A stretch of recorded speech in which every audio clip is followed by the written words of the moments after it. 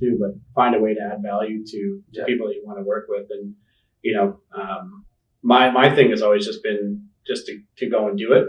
A lot of people will talk about things and say, it'd be great if we could do this. And then they'll leave and not do anything. I think that what I did was I just kind of went out and went after the ideas until someone, basically until someone could tell me to stop, but no one ever did. So I just kept going.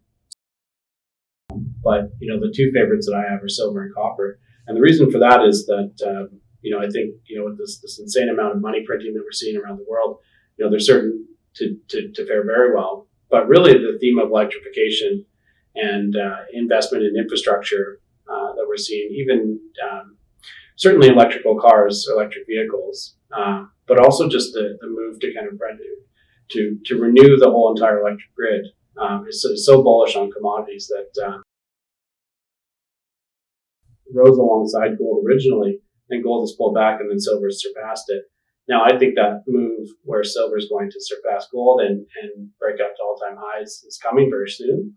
And a lot of that is driven by demand, an excess of demand, but also a decay of supply. There's no new large mines coming on for silver, and a number of things are driving demand. So I'm very bullish on silver. I think it can certainly break its all-time high. But on copper, there's just really, I think Glencore came out and said that they're going to double in 2040.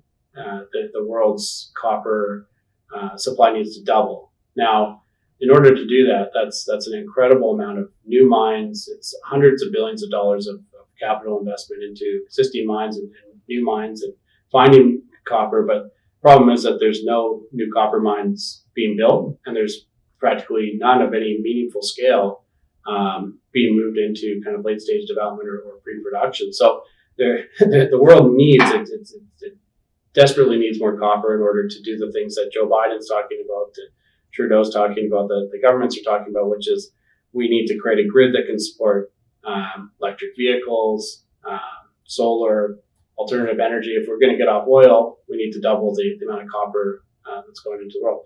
Now, I don't know how that can happen without incentive price or the price of that metal, without that being much higher than it is already. Now, we've seen it move to 420 already, the price of copper, that is, and I think it could go through that to $5, $6, even $10 a pound. So I think copper is the new theme for this new world that we're in.